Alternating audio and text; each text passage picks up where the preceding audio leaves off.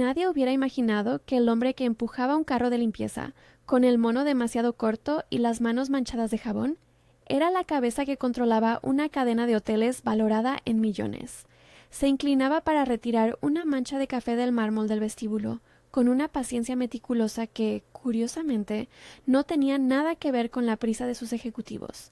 Sus ojos, sin embargo, eran otros, los de alguien acostumbrado a leer balances y gráficos, ahora atentos a las pequeñas cosas que solo se ven de cerca. Una servilleta doblada torpemente detrás de una maceta, el hilo que emergía de una moqueta a la altura del mostrador, la mirada cansada de una recepcionista que lleva demasiadas noches arreglándosela sola. Era un martes, y fuera, la ciudad respiraba como siempre. Tráfico, bicicletas, gente con prisa. Dentro del hotel, la vida tenía otro ritmo, más humano, menos impecable. Allí, en el punto de encuentro entre huéspedes y pasantes, entre historias que llegan y otras que se van, trabajaba Laura Andrade. Entró como siempre, con una sonrisa que parecía un desafío y un bolso que contenía libretas, un termo con café y, a veces, una caja diminuta con un osito de peluche que reservaba para las manos temblorosas de los niños que habían perdido algo más que su equipaje. Laura no era perfecta. Tenía una ceja que levantaba cuando las operaciones intentaban disfrazar recortes de eficiencia como optimización estratégica. Tenía un sentido del humor seco que se activaba durante los descansos y una habilidad para poner el orden en el caos que hacía milagros sin que nadie supiera que eran milagros. Pero, sobre todo, tenía voz propia.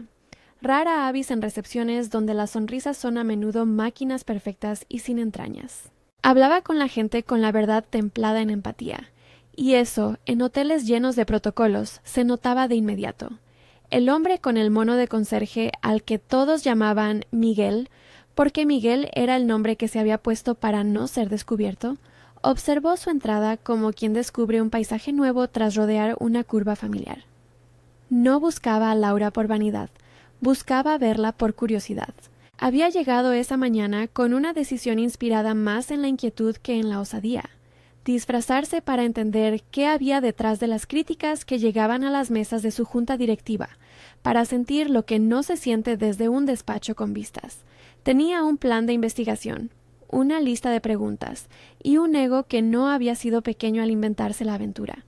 No era un reportaje académico, era un experimento con riesgo.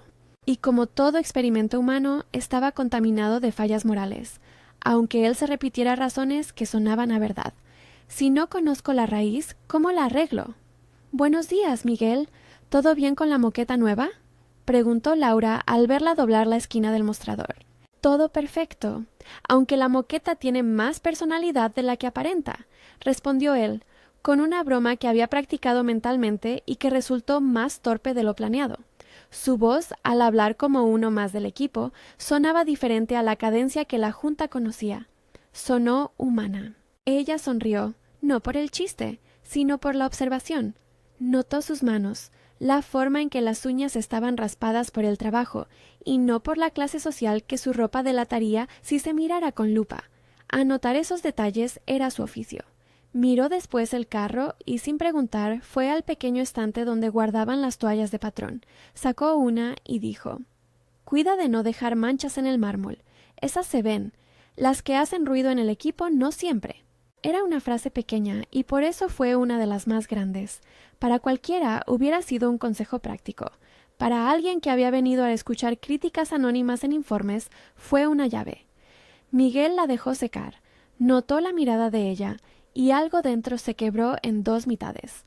Una que quería confirmar hipótesis y otra que, sin saberlo aún, empezaba a sentir algo que no estaba en la carpeta de la junta.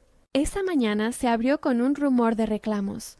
Una familia había escrito una reseña furiosa porque su hija encontró el oso de peluche imborrablemente marcado por una mancha sospechosa. Otro huésped exigía reembolso por un minibar que decía haber sido alterado. Los comentarios no eran solo sobre cojines, hablaban de gestos, de pequeñas indignidades sin forma. Max, por su verdadero nombre, Maximiliano Hernández, había visto la crítica que comparaba la estancia con una casa sin alma. Eso fue lo que lo empujó a salir de su despacho y mezclarse con el personal bajo un uniforme que le picaba en el cuello, No tardó en notar que las quejas recurrentes no coincidían con los informes de limpieza personal ni con fallos de infraestructura. No, las quejas hablaban de personas que se sentían invisibles. Un niño que había perdido su osito y no había sentido que nadie se preocupara de verdad. Un huésped que se había sentido tratado con frialdad por una recepción que prefería seguir un guión. La cifra de reseñas negativas explotaba en una palabra que a Max le dolía por ser directa: desprecio. Durante ese primer día, Max trabajó en silencio, repitiendo las tareas de carrera: vaciar ceniceros donde ya no quedaban colillas, recoger folletos mal doblados, colocar vasos de cristal en su sitio. Cada gesto le enseñaba una historia que le había sido invisible desde el piso ejecutivo. Plazas rotas en el horario para evitar pagar horas extras, llamadas a empleados a medianoche pidiendo que arreglaran un error que no era suyo, un gerente que parecía confundir prioridades, y por encima de todo una cadena de pequeñas decisiones administrativas que sumadas construían un clima enrarecido. Roberto, el gerente local, circulaba por ahí con un aura de alguien que había aprendido a gobernar con la firmeza del que nunca se cuestiona. Su voz era esa mezcla del que sabe dar órdenes y del que no escucha. A menudo llegaba con papeles en la mano y un temporizador en la mirada. El tiempo para él se cobraba en eficiencia. No vivía para cuidar personas, vivía para producir resultados que se leían en números. Había una forma sutil de imponer miedo. Chascarrillos que cortaban la conversación, apelativos minúsculos, conversaciones privadas que terminaban con promesas poco transparentes. Si algo había que denunciar, allí había motivos para empezar. La primera escena que clavó a Max en la realidad fue un episodio tan pequeño que nadie lo notaría en un reporte.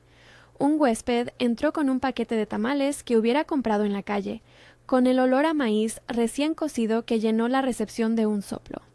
El huésped estaba nervioso porque su hija era alérgica a algo de la carta infantil del restaurante. Necesitaba un lugar donde calentar los tamales. Laura, sin mediar burocracia, arrancó una sonrisa y dijo: «Tráelo, que lo arreglamos. Si hace falta, ahora mismo busco un microondas y lo calentamos en recepción». Lo dijo con una naturalidad que lo hacía incluso fácil. La familia se relajó. El olor a maíz se convirtió en un puente de humanidad. Roberto, que pasó al lado con prisa por un asunto más importante, bufó por lo bajo. «No podemos estar de tuteladores de la comida ajena». El gesto de Laura no era un punto aislado. En cuestión de minutos, Max escuchó a 3 empleados referirse a la recepcionista como la que arregla el día y a la vez a Roberto reprender a una de las camareras por haber tardado 5 minutos en poner toallas adicionales. Ese contraste le dibujó la raíz de la queja. El hotel tenía perfección en las cosas y descuido en las personas. Si los huéspedes se quejaban de sentir frío humano, era porque, aunque las toallas se perfilaran en triángulos, nadie les ofrecía un té en la noche de insomnio. Aquel día, Max se guardó 2 cosas en el bolsillo: una convicción incómoda y una pequeña tarjeta doblada donde Laura había escrito su nombre, y debajo su idea en 3 palabras: trato con dignidad. Sabía que no debía dar su número real. Se limitó a dejar la tarjeta para Miguel con la frase: «Si quieres ayudar con el proyecto, pásate por la sala de personal a las 9». Era un inicio. Antes de que el reloj marcara la hora de salida, pasó algo que, aunque pequeño, tenía la fuerza de una bomba silenciosa. En la sala de personal, donde el murmullo del trabajo se traduce en confidencias, Laura se levantó y habló sin paños calientes. Habló de lo que nadie quería escuchar en las juntas brillantes, de salarios que a veces llegaban tarde, de compensaciones prometidas que luego desaparecían, de que algunos proveedores cobraban más del doble por servicios que no requerían factura transparente. Habló con la misma ternura con la que embalaba un osito para un niño que lo ha perdido todo. Sus palabras convencieron no por ser optimistas, sino por ser honestas. «No pido una alfombra nueva», dijo. «Pido que quien pisa la alfombra vuelva a saber que sus pasos importan». Esas palabras cayeron en la sala como lluvia en verano, refrescantes y capaces de arrastrar polvo. Para el equipo fueron un bálsamo, porque alguien por fin nombraba lo que todos sentían. Para Max fueron un disparo directo al pecho. No era solo que Laura hablase con claridad, era que conocía los nombres de los dolores del equipo. Ella habló de pequeñas atenciones, que no costaban nada a los balances, y sí al alma de la empresa. reconocer cumpleaños, revisar horarios, preguntar cómo estás de verdad. Habló de un proyecto que podía llamarse Recepción con Huella, una forma de organizar acciones simples con gran impacto emocional, desde una ficha que guardara preferencias de huéspedes hasta un fondo para emergencias de empleados, pasando por formación enfocada en trato humano y autonomía para tomar decisiones pequeñas sin pedir autorizaciones. Minutos después, el personal fue aplaudiendo en murmullos, compartiendo ideas. Carmela, la jefa de limpieza, una mujer con una risa de madre y la costumbre de llevar siempre una pastilla de menta en la boca, abrazó a Laura y dijo que había esperado toda su vida que alguien hablara así en un sitio con tanta jerarquía. No fue un gesto menor. Carmela representaba a quienes se quedaban en las sombras, las manos que realmente tocaban el alma de las habitaciones. Mientras todo esto sucedía, Max guardó silencio y observó. Una parte de él quería levantar la mano y decir: «Soy el dueño y lo voy a arreglar». Otra parte, más honesta, se preguntaba si su método, colarse, conocer, decidir en la sombra, era una traición. Esa contradicción lo acompañaría muchas noches y se instalaría en pequeñas decisiones que lo harían tropezar más de una vez. La invitación de Laura al grupo de trabajo marcó el inicio de algo concreto. Ella propuso comenzar con un piloto en su turno, encuestas sinceras, un par de gestos diarios que no necesitarían aprobación, y un sistema de reconocimiento donde los empleados pudieran nominar a uno de sus compañeros por una acción que hubiera mejorado la experiencia de un huésped. La propuesta no era sofisticada, pero funcionaba como un puente. Si algo había aprendido Laura en sus años en diferentes recepciones, era que la grandeza viene de las cosas cotidianas. Aunque Laura no lo sabía, Max aceptó en silencio. Eso le dio una sensación de complicidad con la mano que limpiaba vasos y con la cabeza que organizaba reuniones. Empezó a prestar atención a detalles que nunca antes había detectado. La manera en que la vajilla se guardaba con cariño, un post-it escondido en el monitor con el nombre del sobrino de alguien, la dedicación con la que Carmela bordaba el logo en los uniformes cuando no había suficiente stock. El día fue pasando. Fernando, el gerente regional, vino de visita por la tarde. Era un hombre de mirada rápida pero justo, con una forma de hablar que alentaba. Caminó por el lobby con naturalidad y saludó a Laura como quien tiene memoria de nombres. Ella, en vez de recitar manuales, le dijo sin rodeos lo que la verdad del recibo no contaba. «Tenemos un problema de trato. No es que la gente no quiera hacerlo bien, es que no la dejan». Fernando tomó notas, escuchó, asintió y, en privado, le dijo que el tema merecía presentarse en la próxima reunión con la dirección. Era la posibilidad de que la idea de Laura saliera de la sala de personal y llegara a los planos altos. No todas las miradas fueron amables. Roberto pasó pocos segundos con Fernando y aprovechó para comentar, con voz medida, que la preocupación por la cultura no debía socavar los objetivos. «Si nos ponemos blandos con el gasto, el hotel cae en números rojos», dijo, con una seguridad que tenía algo de humo. Nadie dijo en voz alta que su equipo sospechaba de sus manejos. Nadie, en ese momento, colocó una mano encima de la sospecha y dijo: «Investiguemos». Nadie excepto un hombre con un mono que no era quien decía ser. En los días que siguieron, Max se instaló en el lugar del que aprende. Se levantaba a horas intempestivas, recogía vasos, llevaba carros y al hacerlo escuchaba. Nombrar algo en voz baja para un compañero de limpieza. Ayer lo vi con el proveedor. Era una forma de atar hilos que, para él, eran invisibles desde la altura del despacho. Había discrepancias en las órdenes de compra, proveedores que aparecían con facturas infladas y contratos que, aparentemente, beneficiaban a ciertos intermediarios. Los empleados hablaban en susurros de prácticas que no podían probar sin una hoja y una firma, pero que olían a intereses personales. Servicios contratados que nunca se prestaban, extras cobrados a los huéspedes y no reflejados en reportes, mantenimiento que saltaba partidas sin explicación. Una tarde, después de una jornada intensa en la que Laura había resuelto con temple una discusión con una pareja que exigía traslado inmediato a otra habitación, Max la siguió al final del turno cuando ella se quedó tirando apuntes en la cafetería del personal. El lugar olía a café recalentado y tamal frío, y en una esquina, Carmela cortaba manzanas para el almuerzo del día siguiente. Laura, con el abrigo en la mano, se dejó caer en la silla y abrió la libreta que llevaba siempre consigo. tenía una columna, escrita con pulso firme, acciones rápidas, y debajo, fondo de emergencias, registro de preferencias de huéspedes, formación en trato. Sus manos se movían con una seguridad que a Max le resultaba casi musical. ¿Te has planteado presentarlo a Fernando?, preguntó él, intentando sonar casual, como quien pregunta por un asiento libre. Creo que sería una buena base. Laura lo miró por encima y, sin saber quién era realmente, respondió con la honestidad de quien confía en un compañero de fatigas. No quiero que sea un informe bonito para la mesa. Quiero que sea algo que cambie cómo se trabaja. Que no venga del papel de alguien que no ha tenido que lavar por la noche las lágrimas de un huésped pequeño. ¿Ya me entiendes? La frase fue un dardo, pero con dulzura. Max sintió que la verdad, de pronto, le quemaba las manos. Ella no hablaba del mármol ni del minibar. Hablaba de acompañar a quien sufre. Era una ética de servicio que trascendía la mercadotecnia.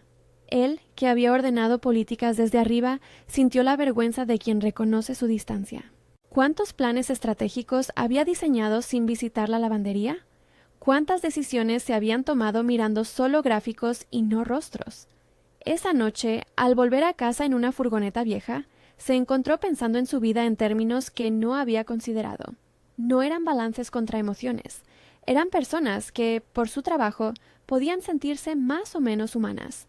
A la semana siguiente, Laura aceptó presentar una versión reducida del proyecto a Fernando.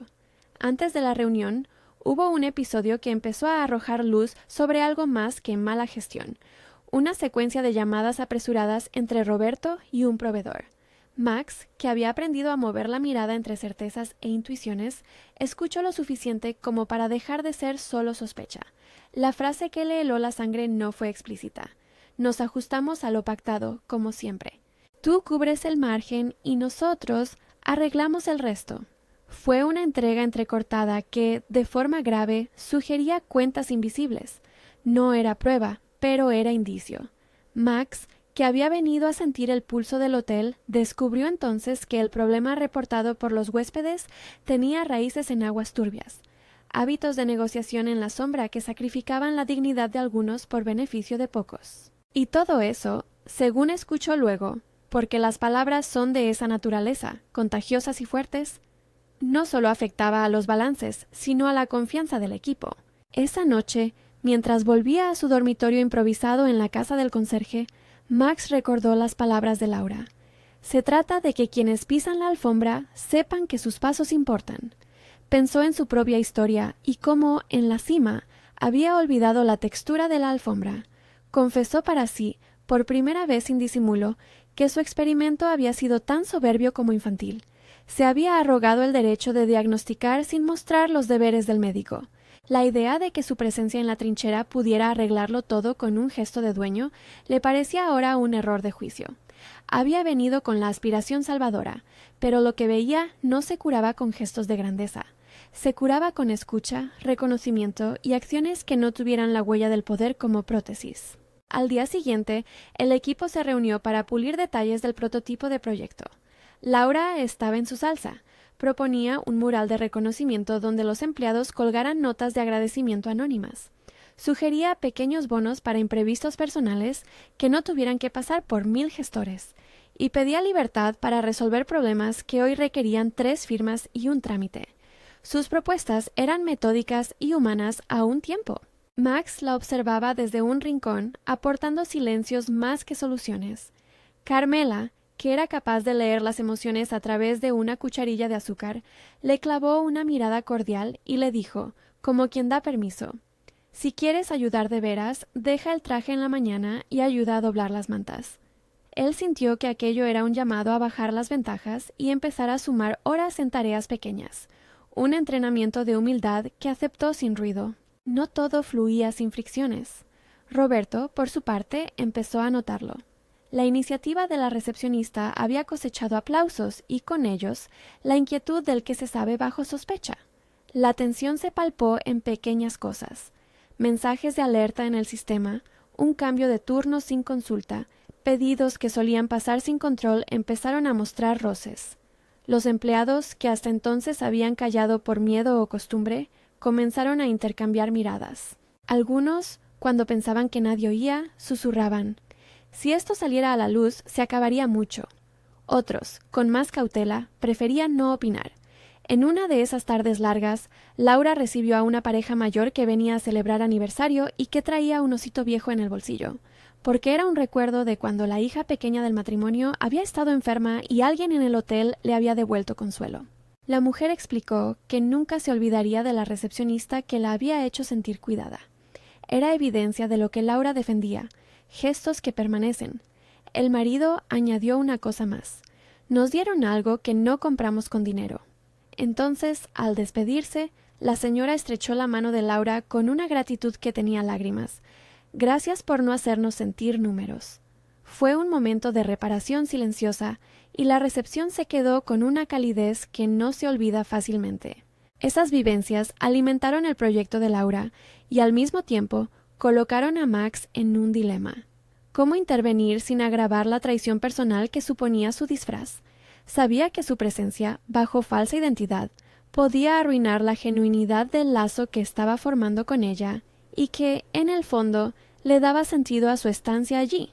Y sin embargo, cada vez que escuchaba términos como ajuste y margen en conversaciones de Roberto, entendía que había un problema que exigía intervención. No era un plan de marketing fallido, era una red de prácticas que vulneraban gente. La diferencia entre saberlo y hacer algo al respecto le atravesaba. El punto de inflexión llegó una mañana en la que Laura, en una reunión pequeña con Fernando, dijo una frase que resonó como campana en la sala de la gerencia. No quiero que nos feliciten por un lobby bonito si quien lo mantiene no se siente cuidado. Esa precisión fue una sacudida para Fernando, quien la miró con respeto y una mezcla de sorpresa.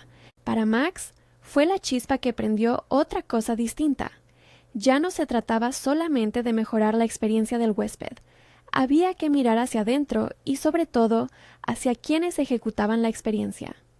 La gente se queda por la sensación, continuó Laura con voz decidida. Y en ese punto podemos ser mejores que nuestros competidores sin gastar millones. Podemos ser mejores porque devolvemos dignidad. Tras esas palabras, Max tomó una decisión en apariencia pequeña. Empezar a recopilar pruebas. No porque quisiera castigar, sino porque entendía que el problema debió ser enfrentado con datos y no solo con buenos deseos. Revisó los listados de compras, los proveedores habituales y los pagos a intermediarios. Allí, en hojas que alguien consideró anodinas, encontró discrepancias. Cargos recurrentes sin contrapartida, facturas firmadas para servicios que no tenían informe de cumplimiento, un proveedor que figuraba en 3 hoteles diferentes con importes inflados. Nada de esto probaba nada per se, pero era una dirección a seguir. Lo que no planeó fue que el descubrimiento hecho en la penumbra le generara un vértigo moral. Había llegado para ver cómo se sentía la gente y ahora se topaba con prácticas que dañaban esa misma gente. Laura había hablado y sus palabras habían encendido el foco. Max se dio cuenta de que su rol no podía seguir siendo el de uno que experimenta como quien mira por el ojo de la cerradura. Iba a tener que decidir pronto. Actuar significaba sacar a la luz, y sacar a la luz comprometía a alguien. Y ese alguien era Roberto. La noche antes de la presentación formal del plan de Laura ante Fernando y una posible audiencia más amplia, Max se quedó hasta tarde en el almacén, revisando papeles. La luz era amarilla, el silencio denso, y en un momento, al revisar un sobre aparentemente sin importancia, encontró anotaciones que ligaban a un proveedor con el pago de servicios especiales en un mes concreto. La rúbrica era la de Roberto en varios recibos. Su corazón dio un vuelco. La evidencia, aunque aún débil, se juntaba como piezas de un rompecabezas que olía a mancha. Carmela pasó por el almacén con un termo de café, sonriendo como siempre. Le dejó un vaso a Max y, sin mirarlo a los ojos, dijo: «Cuida de no convertirte en un juez desde la sombra, Miguel». Fue un consejo sencillo, maternal, y resonó como un recordatorio de que la justicia también debe ser prudente. Max sabía que no podía quedarse en la sombra. Tenía que decidir cómo sacar esa información sin causar daño indiscriminado, sin humillar a la gente que dependía de su empleo, pero actuando de forma justa. Su papel como dueño le daba responsabilidad, su paso por allí, la obligación de transparencia. Esa noche, en la que la ciudad parecía respirar más despacio, Max dejó sobre la mesa una nota. Necesito tiempo para decidir. Sabía que la siguiente mañana vendría con la presentación del proyecto de Laura y con la tensión de todo lo que habría de desvelarse. Sabía también que ella no merecía ser objeto de una revelación que la humillara. La admiraba demasiado para convertirla en un argumento, y aún así, como quien atisba un precipicio, no podía ya mirar hacia otro lado. El día decisivo llegó, con el sol de septiembre colándose por los ventanales del lobby y proyectando una luz que resaltaba la arquitectura y lo humano por igual. La sala de reuniones olía a notas de café y a papeles nuevos. Fernando llegó temprano y saludó a Laura con un apretón de manos firme. Ella, por su parte, tenía en la voz la mezcla de nervios y convencimiento de quien cree en lo que propone. El equipo se acomodó. Los ojos estaban puestos en ella. Max, fuera de la sala, se quedó en el pasillo, en el anonimato voluntario, con el sobre que podría cambiarlo todo en el bolsillo. Las palabras de Laura empezaron a circular por la sala como flechas justas. Propuestas claras, ejemplos reales, pequeñas acciones con gran impacto. El murmullo en la sala no era de quien oye una estrategia, sino de quien escucha una verdad. Fue en ese momento cuando alguien, desde la puerta, dejó una frase que no se olvidaría. Si yo tuviera que elegir, sus palabras y su honestidad serían la base del cambio. Nadie supo de inmediato quién lo dijo. Max, al escucharla, sintió que la sala se inclinaba ligeramente hacia la idea, como si el edificio mismo escuchara. No era la aprobación de Fernando ni la de la directiva. Era la luz que ilumina algo verdadero. Laura, al esbozar la última diapositiva, pronunció una idea que, sin saberlo, cerró el círculo del día. No busco fama ni un título. Busco que esto funcione de verdad, aquí y ahora, para quienes limpian, enseñan y sirven. Después de esa frase, algo en el pasillo se quebró. El sobre, que él había dejado por accidente en una papelera, resbaló y quedó visible para cualquiera que pasara.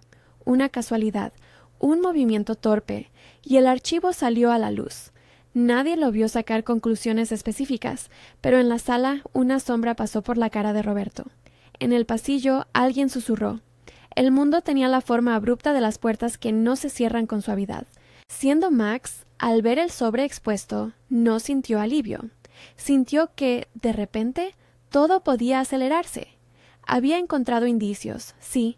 Había una necesidad de actuar, por supuesto, pero también tenía la responsabilidad de no convertir una intención noble en una trampa que destruyera a personas que, en su inmensa mayoría, se esforzaban con el sudor de sus manos. Laura, en la sala, seguía presentando su proyecto sin saber que un papel muy cercano a la puerta podía cambiar el mapa de relaciones en el hotel. Sus palabras, aquella mañana, habían movido a la gente, y ahora, sin quererlo, habían revelado algo que apuntaba a un secreto mayor. Max tenía que decidir, salir del anonimato y revelar lo que sabía, o seguir observando para reunir pruebas sólidas que evitaran daños colaterales. Su ego le ofrecía la posibilidad de una confesión dramática, aparecer y decir la verdad como justicia inmediata. Su prudencia le urgía a armar un caso que no dejara lugar a revancha ni a injusticias. Entretanto, la vida seguía. El café seguía siendo café. Los tamales conservaban su olor tibio. Carmen seguía cosiendo. Y Laura, con su libreta, seguía proponiendo cosas que no costaban balances. Antes de que se hiciera cualquier movimiento, Max escuchó una frase desde dentro de la sala que lo atravesó. Laura, con la voz encendida por la convicción, dijo algo que resonó en el pasillo. Cuando hablo de dignidad, no me refiero a ahorrar dinero. Me refiero a cuidar de las personas que hacen posible que alguien vuelva a sonreír en nuestra puerta. Fue una frase directa, sin adornos. Para Max, fue la confirmación de que su experimento lo había llevado a un lugar del que ya no podía retroceder. Había entrado con la máscara del conserje para ver fallos. Ahora veía una verdad más clara. El secreto que debía descubrir no era solo el de los abusos económicos, sino el del precio que pagaban las personas por ellos. Al acabar la reunión, Laura salió al pasillo con una mezcla de triunfo y cansancio. Fernando le dijo en voz baja que lo vería con la dirección, y ella guardó su libreta con cuidado, como «y quien guarda algo valioso en el bolsillo antes de salir al frío de la noche». Se la colocó con cuidado, porque sabía que, más allá de las diapositivas, aquello que proponía era frágil y necesitaba tacto. Al volver al hall, el murmullo no se había disipado del todo.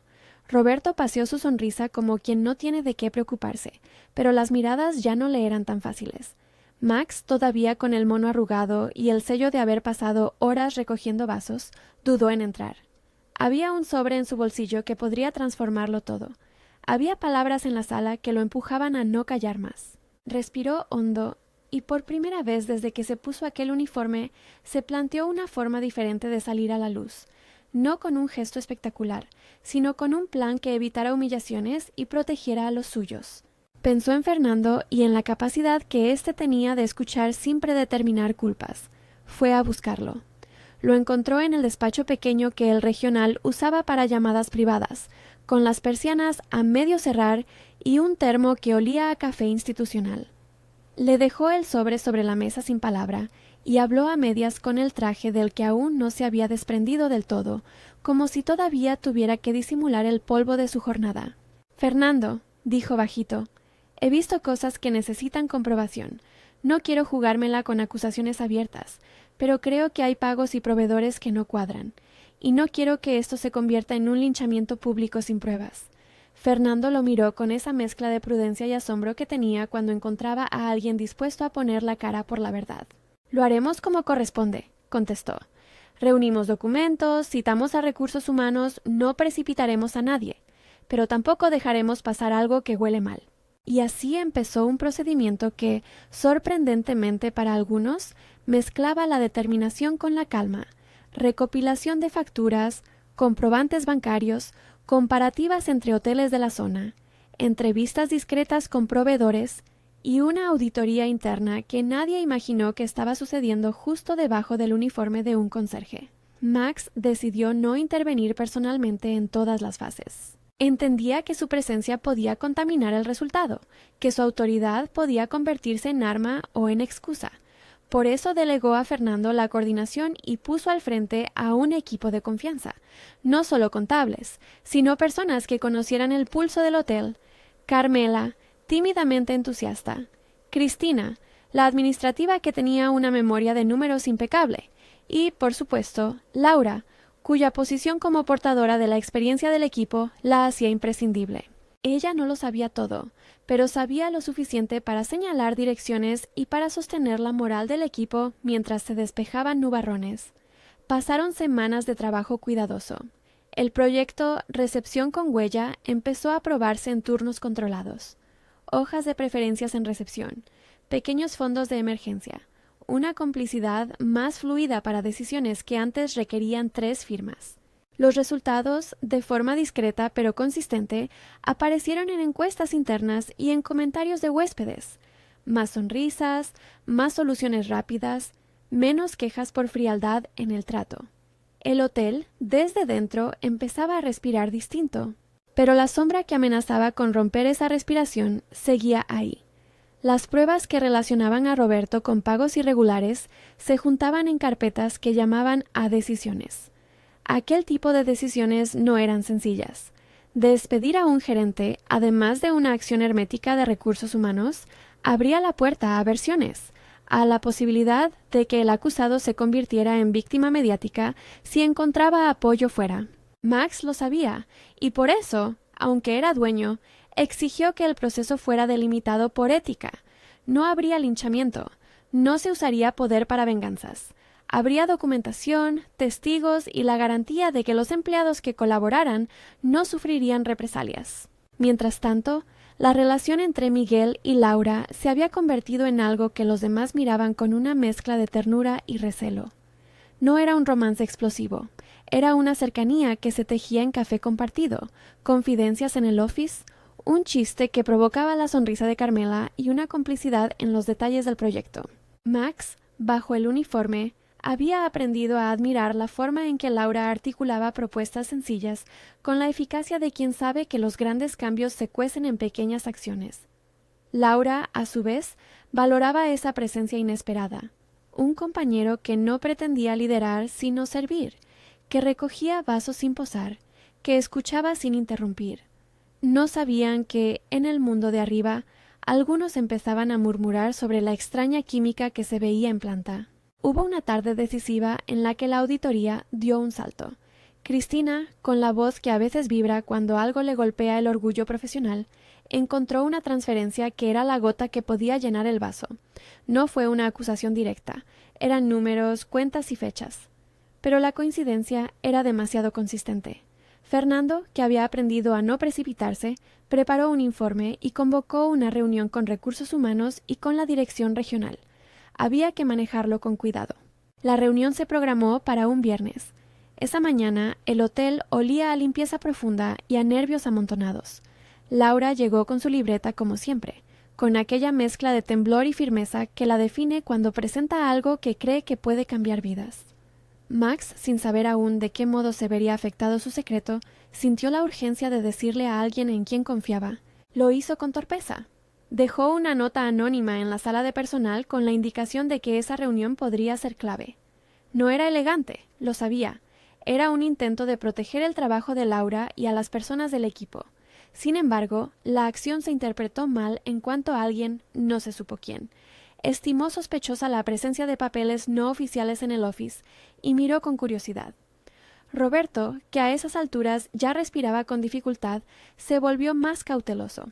La escena de la reunión fue tensa. Fernando expuso su informe con la calma de quien no quiere destruir a nadie sin pruebas. Las hojas, puestas sobre la mesa, hablaban de transferencias y correos que coincidían con fechas en las que servicios no habían sido completados. Roberto, que se sentó con esa pose de quien pretende que todo esto es una molestia menor, defendió su gestión con argumentos previsibles. Contratos firmados, proveedores recomendados, decisiones tomadas en el interés de la empresa. Su voz, al principio firme, fue desmoronándose a medida que aparecían evidencias que cuestionaban su narrativa. En un punto de la discusión, un mensaje entró en el teléfono de Fernando. Era de Max. Decía una única línea. Si lo ves necesario, salgo y doy la cara. Fernando lo miró y por primera vez en semanas la calma se quebró en el salón. No por el mensaje en sí, sino por la posibilidad de que la verdad fuera más complicada de lo que cualquier protocolo podría prever. La idea de que el dueño hubiera estado tan cerca observando de incógnito agitó la mesa entera. Hubo quien respiró aliviado y quien, en cambio, frunció el ceño. ¿Por qué no se había actuado antes desde arriba? ¿Qué implicaba que la dirección mirara desde lejos mientras la gente sufría? Fue en ese instante cuando el destino trazó su camino sin pedir permiso. Un huésped se quejó en recepción de que alguien le había cobrado de más por un servicio que no recibió. La conversación subió un poco de tono. Roberto, en un intento por controlar la situación, cruzó el lobby y en la puerta notó algo que, para él, fue la coartada perfecta. Vio a Miguel con el mono manchado y por reflejo en su cara apareció un gesto de superioridad. Un empleado, más pendiente de la escena, soltó una risa nerviosa y dijo en voz alta: «Sería la leche que el jefe sea el conserje». La frase se propagó como chispa. En pocos minutos, alguien recordó una foto de la prensa local en la que aparecía Max saludando en una inauguración y la comparó con la cara que ahora limpiaba vasos. No fue la foto lo que delató, sino la mirada de alguien que reconoció en aquel hombre, por un instante, un rasgo que no se borra, la forma en que fruncía la frente cuando se concentraba. En segundos, la sala se llenó de murmullos y unas pocas miradas se volvieron a la puerta. Laura, que volvía con la libreta en mano, escuchó su nombre en un rumor y miró hacia allí. Vio los ojos de Max, y por un segundo algo se detuvo en el tiempo. La coherencia entre el lenguaje de sus manos y la firmeza de quien había presentado el proyecto. Alguien dijo en voz alta: «Ese no es Miguel». Las palabras fueron una llave que abrió una caja cerrada. Laura, en una mezcla de curiosidad y desconcierto, sintió que el mundo le daba vuelta. No fue una televisión ni una llamada. Fue la verdad asomando como un animal inesperado en medio del hall. La revelación no fue planificada. No hubo una entrada al estilo de película. Fue torpe, humana y casi cruel por su rapidez. Un empleado sacó el teléfono y buscó en internet. Otro recordó la voz en un evento promocional. Un huésped apuntó la semejanza en su propia foto. Los hilos se tensaron y en la tensión Roberto vio la oportunidad de hacerse la víctima. ¿Qué clase de país es este si el dueño se disfraza para espiar a su gente? Dijo, con voz afilada. No fue un argumento razonado. Fue la defensa de quien siente la tierra moviéndose bajo sus pies. Laura se quedó quieta, con la libreta cerrada contra el pecho como se cierra un libro del que no quieres que te roben el final. La traición que sintió no fue solo porque aquel hombre la había engañado sobre su identidad, fue porque lo había hecho cuando ella había confiado en él como colega y compañero de fatigas. Miguel había oído sus historias, sus miedos, sus sueños, había compartido cafés y silencios. Para Laura, la mentira no estaba en una máscara, estaba en el hecho de que alguien había usado esa cercanía para observar, para tomar decisiones desde un lugar oculto. No importaba que la intención original hubiera sido noble, la forma la había herido de lleno. Max, que por fin veía su secreto descubierto, se sintió desnudo frente a las miradas. Había imaginado que, si llegaba el momento, saldría con la verdad en un acto de nobleza, pero nunca calculó la manera en que el descubrimiento verbal y público podía lastimar a quien había sido honesto con él. Vio en Laura un espejo. La persona que defendía la dignidad de los pasos ajenos ahora tenía los suyos pisoteados por la intriga. Se le clavó una verdad. Su experimento, nacimiento de la curiosidad y del amor, había sido una violación de la confianza, y por primera vez entendió que el remordimiento no sería resuelto por una explicación. El daño que había provocado exigía algo más largo, menos heroico y más humano, una reparación sostenida. Laura no esperó grandes discursos. Con voz quieta y ojos húmedos pero en alerta, dijo lo que tenía que decir. «No me gustan los trucos», murmuró. «No he estado guardando mi vida para que la utilicen como argumento en un experimento. He puesto el corazón en esto porque creo que la dignidad se practica, no se fotografía». La frase tuvo el peso de un cierre. Algunos, curiosos, se adelantaron a hacer preguntas. Otros se pusieron en guardia. Max quería romper el silencio con una confesión que sonara limpia. Quería renunciar al disfraz y aceptar las culpas. Pero, antes de que pudiera abrir la boca, Beatriz, la directora ejecutiva que hasta entonces había seguido los acontecimientos con la distancia prescrita por su cargo, apareció en el hall. Su entrada fue solemne. Había escuchado voces y quiso ver con sus propios ojos lo que sucedía en un hotel que le pertenecía como parte de una cadena, pero que, sobre todo, le implicaba por las vidas que albergaba. Beatriz se acercó a Laura y, en gesto que sorprendió por su naturalidad, se inclinó a su altura.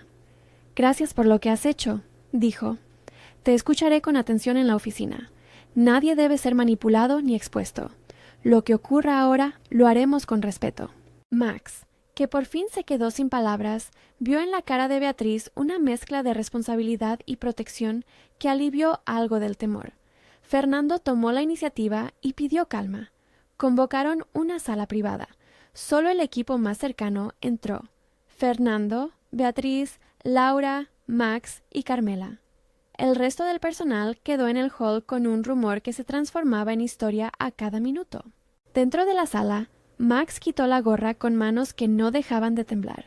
Le contó la verdad, no la justificó. Habló sin adornos. Explicó por qué se había disfrazado, lo que había oído, la vergüenza que sentía por no haber ido directamente a hablar con la dirección, la fascinación torpe que lo había atrapado en un juego que ya se le había ido de las manos. Habló de las noches en la lavandería, de los tamales, de las notas en la libreta de Laura y de su deseo, mal manejado, de conocer la verdad en la trinchera. Dijo que se arrepentía y que estaba dispuesto a asumir las consecuencias. Laura lo escuchó con el rostro inmóvil. No tuvo lágrimas al principio. Tuvo una calma tensa, la de quien está evaluando si aquel arrepentimiento es suficiente. Sus preguntas fueron directas y necesarias. ¿Por qué tú? ¿Por qué no viniste a decirnos que había un dueño que quería entender? ¿Por qué mentir sobre lo que yo te conté? Max respondió con sinceridad. No buscó excusas. Explicó que su miedo al despacho lo había paralizado, que su ego lo había empujado a una experiencia que le pareció necesaria, pero que, tardíamente, reconocía como una violación. Beatriz escuchó sin interrumpir y, al final, habló con la autoridad templada por la empatía. «La primera consecuencia es la pérdida de confianza», dijo. Eso no se repara con un regalo ni con un brindis. Habrá un proceso. Roberto será investigado formalmente y si los hechos se confirman, se tomarán medidas. Pero respecto a lo personal, se abrirá un espacio para que quienes se han sentido traicionados puedan hablar. Y si alguno de ustedes ha sido vulnerado, tendrá apoyo. Era la voz de quien sabe que la justicia no puede convertirse en espectáculo. Las palabras contenían un plan. Investigación transparente, apoyo al equipo y, sobre todo, una evaluación ética del papel de Max. Él lo aceptó. Pagaría el precio, no como un sacrificio económico, sino como la asunción pública de responsable por su error. Dijo que se ponía a disposición para cooperar en la investigación y que aceptaba cualquier decisión corporativa que resultara. La primera medida práctica fue la suspensión cautelar de Roberto mientras la auditoría continuaba. No fue una decisión hecha para contentar al público. Fue una medida que buscaba evitar interferencias en la pesquisa. Roberto, furioso y herido en su orgullo, intentó montar una defensa, pero las pruebas que se acumulaban, comprobantes y correos, lo dejaban cada vez más sin argumentos. Pronto, y con la solemnidad que requiere un despido por causas justificadas, Roberto fue separado del cargo. Su salida dejó un silencio raro en el hotel. La inercia del miedo que él había impuesto se liberó y el equipo, por primera vez en mucho tiempo, pudo respirar sin tener que controlar la palabra que no convenía. La noticia del despido no fue el final del capítulo. Hubo acusaciones cruzadas en la cafetería, rumores alimentados por la angustia de quien ve cómo el mundo mira hacia su trabajo. En la sala de personal, algunos lloraron de alivio. Otros, que habían sido más cautelosos, esperaron a ver qué pasaría. Laura, por su parte, pidió tiempo. No quería medallas ni declaraciones públicas de gratitud. Quería que lo profesional siguiera su curso. Seguiría con el proyecto, pero con la condición de que su liderazgo no fuera usado para blanquear la conducta de nadie, ni para convertirla en un ornamento. Beatriz, que supo leer la situación con prudencia, ofreció a Laura algo que ella no había buscado y que, sin embargo, merecía: una oportunidad real. Le propuso liderar formalmente el proyecto Recepción con Huella en fase piloto y supervisarlo con autonomía y recursos concretos. No era una promesa vacía. Significaba autorización para gestionar fondos para emergencias de empleados, formación y autonomía para reconocer y premiar iniciativas internas. Además, Beatriz la nombró interlocutora en la próxima reunión con la junta directiva para presentar los resultados iniciales. Laura aceptó con la serenidad de quien sabe que el reconocimiento no es un premio romántico, sino una responsabilidad que lleva nombre y apellido. El anuncio se hizo con cautela. No hubo discursos grandilocuentes. Hubo una reunión en la que se expusieron cambios de procedimiento, mecanismos más transparentes en la contratación de proveedores, auditorías periódicas, un buzón anónimo para denunciar irregularidades y la creación de un comité de ética que incluiría representantes del personal. Era un paquete de medidas que demostraba que la cadena, por voluntad de la dirección, estaba dispuesta a cambiar su cultura. Max, ante todo esto, no se benefició externamente por su rol. Sí, la empresa emprendió reformas que él, como propietario, podría haber implementado sin pasar por la humillación de su experimento. Pero la lección que aprendió era más íntima. El poder podía ser usado para hacer el bien, sí, pero el modo importaba. Pensó en todas las veces que un gesto paternalista del rico parecía un bono disfrazado. Comprendió que la verdadera transformación no venía de arriba sin escucha, y que, para reparar a Laura, tendría que andar un camino de coherencia largo y sin atajos. En los días que siguieron, Max intentó reparar fuera de las cámaras, no con regalos, sino con actos que mostraran continuidad. Acudió al taller de formación liderado por Laura, ayudó en la organización de una jornada en la que el personal podía compartir preocupaciones y propuestas, ofreció su tiempo, no su chequera, para acompañar algunos procesos de mejora. También, con más dificultad, hizo lo que más costó.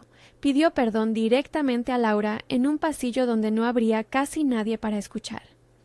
«Laura», dijo con la voz quebrada, «no espero que me perdones ahora.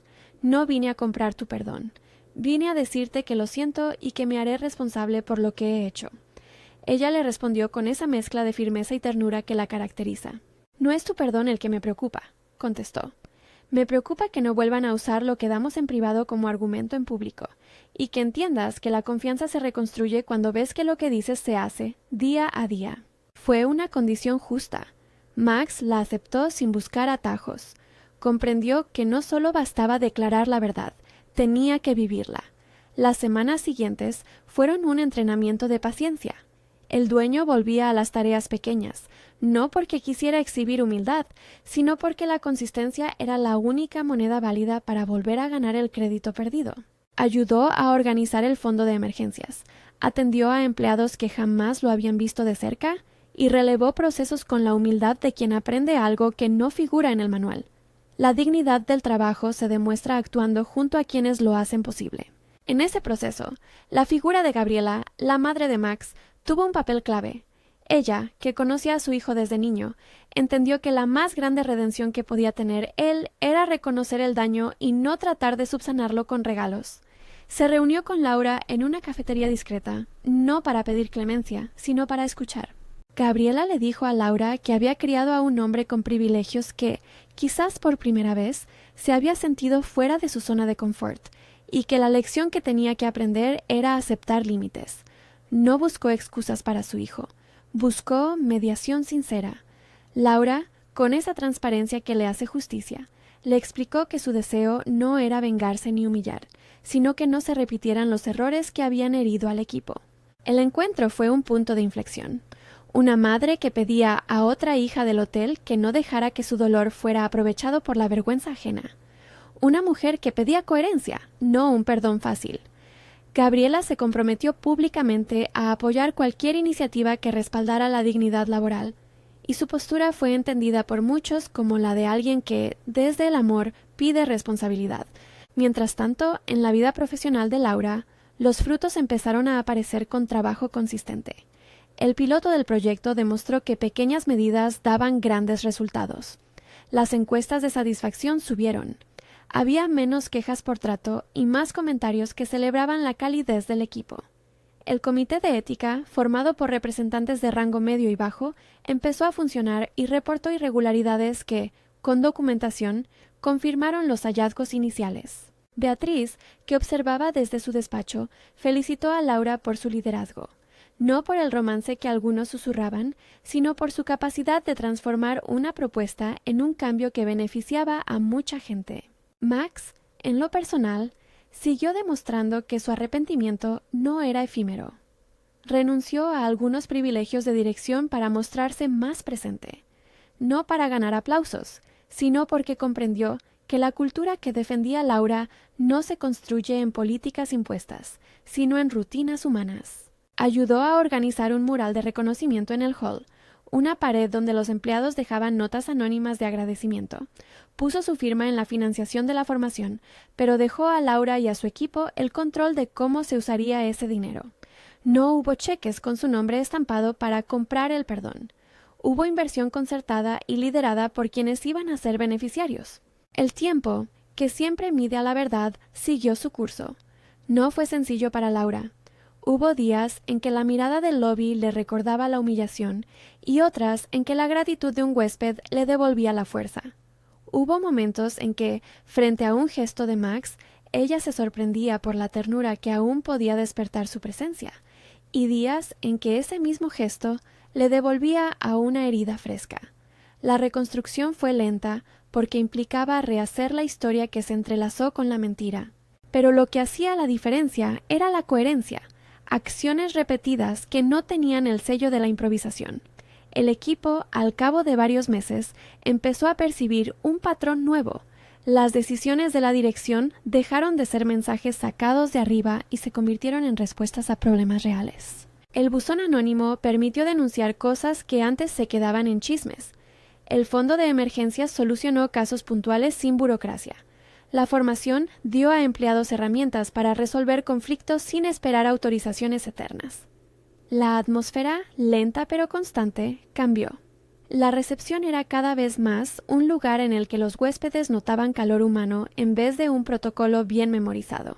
En lo personal, la relación entre Max y Laura siguió avanzando con ritmos distintos. Había un hecho innegable. Max se había enamorado de Laura sin una máscara que lo justificara, pero Laura, prudente, mantuvo su agencia. No se dejó recompensar por su corazón, ni su ascenso profesional fue condonado por su sentimiento. Su promoción llegó porque el proyecto funcionó y porque Beatriz reconoció que la voz del equipo debía ser representada.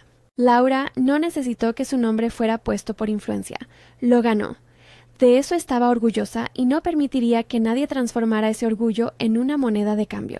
Hubo, sin embargo, un punto que marcó la verdadera madurez de la pareja en ciernes. Una conversación en la que Max dejó de hablar de intención y asumió consecuencias. Fue una tarde en la que la lluvia empapaba la ciudad y el hall quedaba casi vacío. Max y Laura se sentaron en la cafetería del personal, lejos de cámaras y de juicios. Él habló sin dramatismo, sin pedir perdón como quien espera absolución inmediata, sino como quien reconoce un daño que no desaparece con palabras. «Lo que hice no se arregla con promesas», dijo. «Lo sé ahora. Estoy dispuesto a esperar, a actuar, a respetar tus condiciones. Si algún día volvemos a estar juntos, quiero que sea por lo que tú decidas y no por mi condición». Laura lo miró y por primera vez desde la revelación dejó que la rabia se transformara en curiosidad sobre si la constancia de Max sería real. «Necesito ver que aquello que prometes se hace sin que yo lo recuerde», contestó. «No toleraré gestos grandilocuentes que intenten comprar silencios. Si vas a acompañarme, que sea porque estás dispuesto a cambiar no para tu fama, sino porque de verdad te importa». Esa conversación no fue el punto final, fue un acuerdo.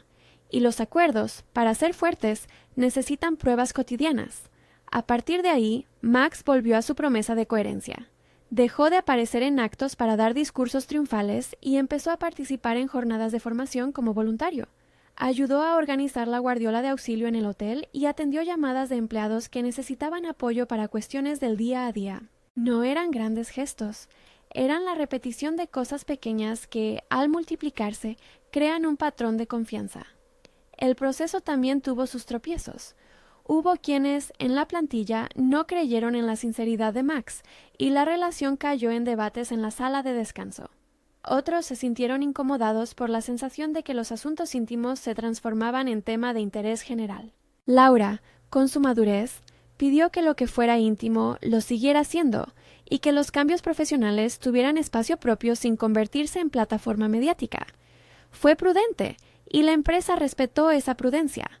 Beatriz, que no se dejó arrastrar por dramatismos, obstaculizó cualquier instrumentalización del tema. Se trató de proteger a las personas, no de alimentar historias. Con el paso de los meses, la iniciativa de Laura se consolidó. El piloto se amplió a otros hoteles de la cadena, y los resultados fueron claros. Reducción de quejas por trato, mayores índices de satisfacción y una disminución de la rotación de personal. La dirección lo reconoció, pero lo atribuyó en la justa medida al liderazgo de Laura y del equipo que la acompañaba. Beatriz la nombró supervisora regional del programa, con un salario y responsabilidades acordes. Laura aceptó, no por el carné, sino por la posibilidad de multiplicar aquello que había comprobado en su propio turno, que la dignidad del trabajador se traduce en la calidad del servicio. Max, al ver a Laura ascender por su propio mérito, sintió una mezcla de orgullo y humildad. No fue su intervención la que le abrió puertas, fueron sus ideas, su perseverancia y su capacidad de movilizar a la gente. Aún así, hubo quien en la plantilla murmuró que su vínculo con el dueño facilitó la visibilidad del proyecto. Laura se mantuvo firme. Su trabajo sería la respuesta más elocuente a esas sospechas. Así lo hizo. Implementó sistemas de evaluación con métricas claras, invitó a auditores externas para dar transparencia al programa y dio espacio a voces del equipo para liderar secciones del plan. Y el día en que, casi un año después de la fatídica revelación, el hotel inauguró el mural de reconocimiento, algo se cerró y algo se abrió. El mural no era una obra de arte en el sentido tradicional. Era una pared de notas, fotos y pequeños objetos que simbolizaban historias del personal y de huéspedes. Había un osito de peluche que, según narró Carmela, había vuelto a un huésped niño gracias a que alguien en recepción lo guardó con cariño. Había una nota anónima que decía «Gracias por escucharme cuando nadie lo hacía». Y en una esquina, una placa discreta que reconocía el trabajo de quienes habían impulsado la iniciativa. Laura, sin pompa, cortó la cinta. Beatriz pronunció unas palabras medidas sobre la cultura del cuidado. Fernando habló de integridad. Max, presente como propietario, no pronunció discursos. Estuvo en segunda fila aplaudiendo con sinceridad. Después de la ceremonia, se acercaron a él varias personas que antes lo habían mirado con recelo y le dieron un apretón de mano. Algunos le dijeron con franqueza que su conducta había sido pobre, otros que apreciaban sus esfuerzos. Lo importante fue que no hubo aplausos desmedidos. Hubo reconocimiento por lo hecho y cautela por lo que aún restaba. Laura, que recibió felicitaciones de compañeras y un abrazo espontáneo de Carmela, miró a Max por un instante. La mirada no tenía ya la tensión de la traición inicial. Tenía el resplandor de quien ha visto cómo una idea suya se hizo verdad por su propia voluntad. A la salida, mientras la tarde caía con la suavidad de una ciudad que se recompone, se produjo un gesto pequeño y definitivo. Max, sin espectadores, se acercó a Laura y le ofreció una caja pequeña. No era un anillo, ni un cheque, ni un gesto grandioso. Era un cuaderno sencillo, sin tapas llamativas. En la primera página había una nota que decía: «Para registrar las pequeñas cosas que salvan los días». Laura sonrió con incredulidad. «¿Qué es esto?», preguntó. «Un cuaderno para que sigas llevando la cuenta de lo que importa», respondió él. «No para que lo uses como prueba, sino para que sigas siendo la persona que sabe escuchar. Si algún día quieres compartir la página conmigo, será porque lo decides tú». Ella aceptó el cuaderno sin prensa ni cámaras. Fue un intercambio íntimo y respetuoso. No implicó la disolución de las condiciones que ella había puesto. No significó que el pasado fuera olvidado. Fue simplemente un paso más en el lento andar de la reconstrucción. Con el tiempo, la cercanía entre ambos fue ganando espacios de confianza que no estaban sostenidos por disfraces. Compartían cafés, sí, pero también decisiones laborales en las que Laura tenía la última palabra. Discutían iniciativas y Max era uno más en la mesa, sin voluntades impuestas. La relación que emergió no fue una historia de cuento instantáneo, sino de dos personas que aprendieron a moverse con prudencia, respeto y coherencia. La historia llegó a un punto de síntesis cuando, en una reunión de cierre de año, el programa Recepción con Huella fue presentado no como una ocurrencia del dueño ni como una anécdota romántica, sino como un éxito colectivo. Hubo testimonios, empleados que relataban cómo un fondo de emergencias les había salvado un momento crítico, huéspedes que recordaban gestos que nadie les había comprado, una menor rotación de personal que permitió una atención más estable. La junta directiva, sorprendentemente, aplaudió la decisión de invertir en dignidad laboral. Beatriz cerró la presentación con una frase que resonó en toda la sala. El valor de nuestra cadena no son las cifras, sino las personas que las hacen posibles. Fue una frase que sintetizaba el aprendizaje. Al final, y esto es importante, la reconciliación entre Max y Laura no fue el punto final de la historia, sino su consecuencia natural. No hubo un perdón instantáneo.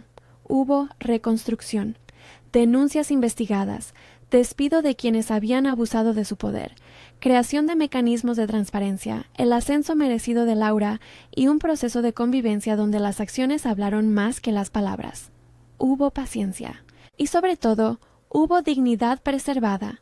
Laura no fue convertida en un trofeo por amar, fue reconocida por su liderazgo. Max no fue convertido en héroe por ser rico, fue llamado a responder a sus fallos y le costó hacerlo. El día en que en el hotel se organizó una pequeña boda íntima, no una celebración ostentosa, sino un acto que reunió a quienes habían sido parte del cambio, la atmósfera era de agradecimiento. Carmela llevó unas manzanas cortadas. Alguien apareció con tamales de la calle. El mural de reconocimiento estaba decorado con flores, y en un rincón, un osito viejo descansaba como recuerdo de todo lo que habían salvado juntos. No era la boda de un príncipe y una empleada. Era la celebración de una comunidad que había aprendido a valorarse y a cuidarse. Max y Laura, frente a un grupo pequeño, hicieron un gesto simbólico. No prometieron riquezas ni ascendencias, prometieron cuidarse con verdad y poner la integridad por encima de la comodidad. Fue un compromiso que, por ser humilde, tuvo más fuerza que cualquier anuncio grandilocuente. En la recepción, el mármol volvió a brillar sin que la pulcritud sustituyera la calidez. Los huéspedes notaban la diferencia. No solo estaban en un hotel bonito, estaban en un sitio donde quien les atendía sabía que su labor importaba. Y en una pequeña placa al pie del mural se leía una frase que, en tiempo, había desencadenado todo. Las personas no recuerdan cuartos bonitos, recuerdan cómo se sintieron.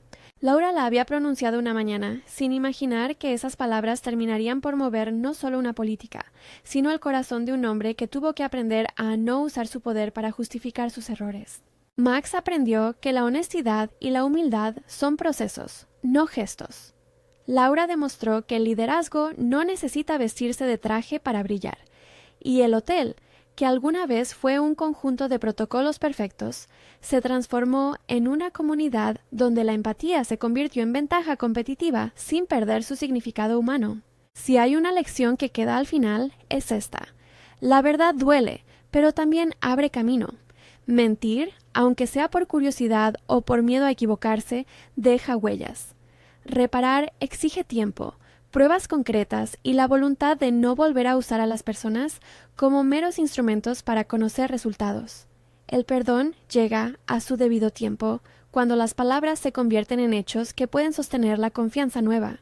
A la salida de la boda, cuando la noche ya había adornado la ciudad con luces, Laura y Max se detuvieron en el umbral del hotel. Él la miró largo y le dijo, sin solemnidades innecesarias: «Gracias por no dejar que mi equivocación fuera el final». Ella sonrió, no con indulgencia, sino con la tranquilidad de quien sabe que la vida es práctica diaria. «Gracias por aprender a escuchar», respondió. «Eso es lo que más cuesta». Y así, sin más promesas grandilocuentes que su voluntad de trabajar cada día con respeto, cerraron un capítulo que empezó con un disfraz y una curiosidad mal manejada, y que terminó con una red de cambios reales.